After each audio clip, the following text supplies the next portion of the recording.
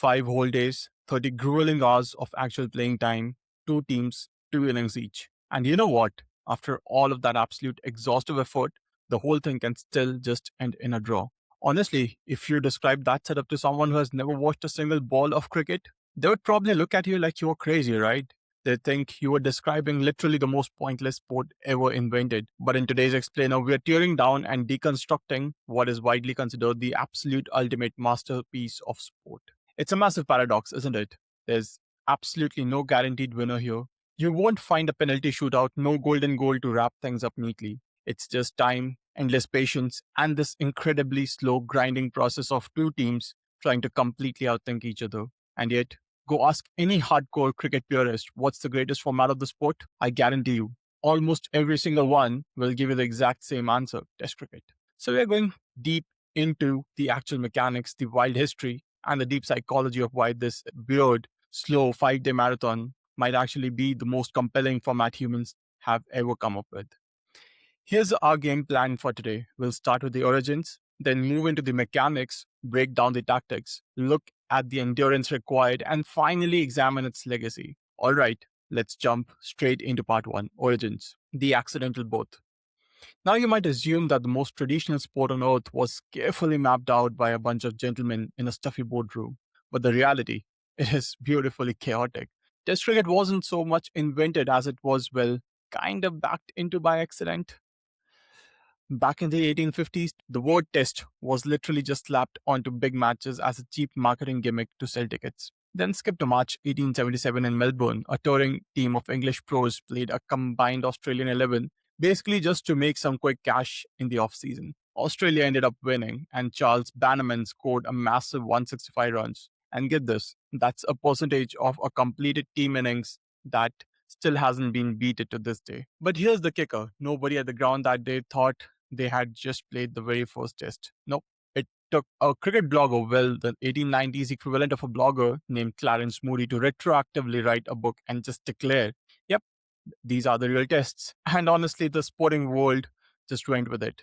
And if you want proof of just how utterly haphazard all of this was, you've got to hear the story of Ted Pooley. He was England's absolutely first choice wicketkeeper for that historic 1877 match.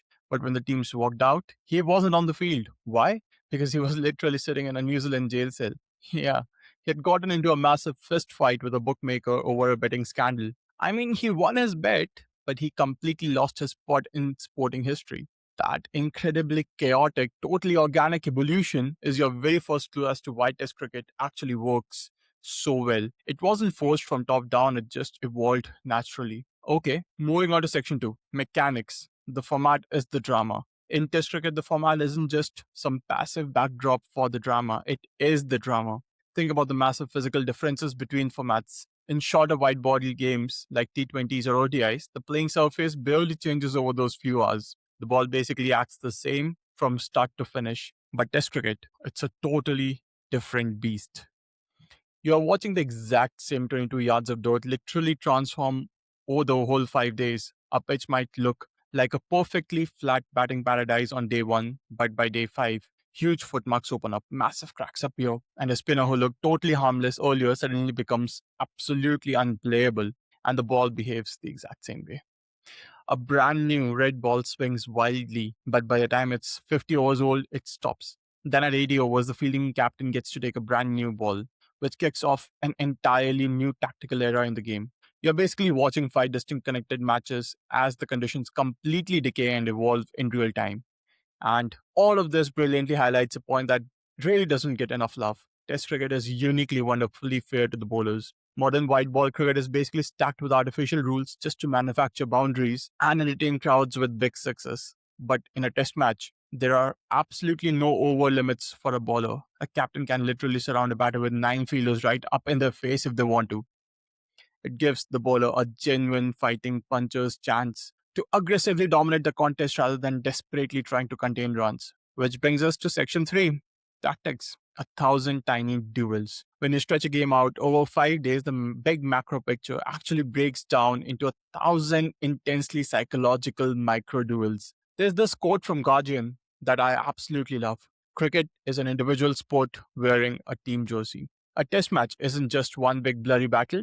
It's hundreds, sometimes thousands of intense mano-a-mano contests stacked end to end. Just one bowler charging in at one batter. This is exactly why head-to-head stats across 10 or 15-year rivalry are just so incredibly fascinating. You get a front row seat to watch the exact same chess match played out over and over with both players constantly tweaking and adjusting their strategies. So, how does that chess match actually work out on the grass? Well, a captain might spend literally hours setting up a single trap.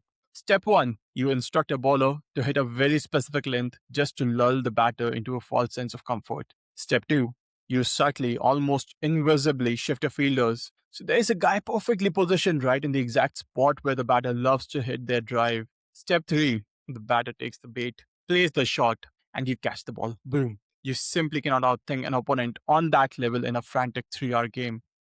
You need the grueling 6-hour sessions, 6-hour days rather, with 3 sessions of a test match to execute that kind of deep psychological warfare.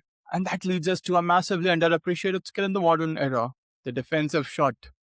Look, in a fast paced T20, defending is basically just wasting a delivery. But in Test cricket, surviving 20 minutes of absolutely terrifying hostile fast bowling by playing a perfect rock solid forward defense shot is honestly a work of total genius. It is the sporting equivalent of a champion boxer's elite defensive footwork.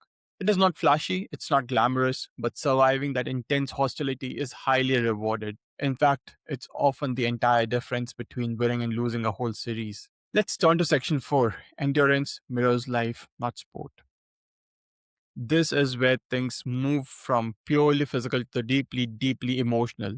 At its core, this 5-day format is a brutal, unforgiving battle of attrition. Over 5 days, playing under a blazing sun with your body literally breaking down from exhaustion. It stops being about who has the most raw natural talent. It simply becomes a question of who blinks first.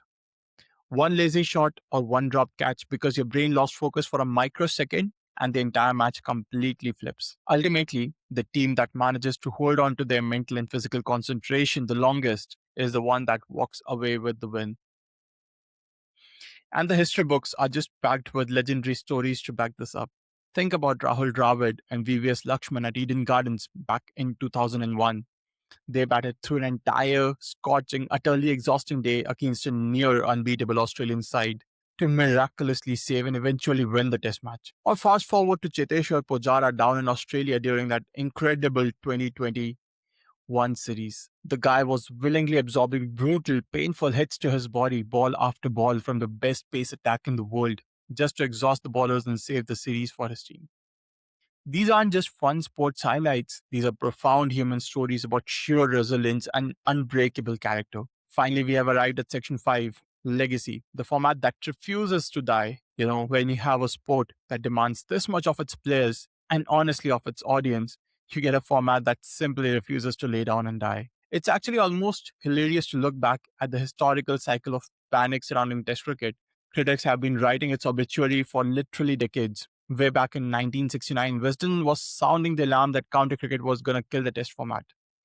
Then in the 70s, everyone panicked over the threat of World Series cricket. In the 80s and 90s, one-day internationals were supposedly the final nail in the coffin. And today, of course, it's the explosion of T20s and massive IPL franchises. It's like every single decade gets a brand new villain that's supposedly destined to destroy test cricket once and for all.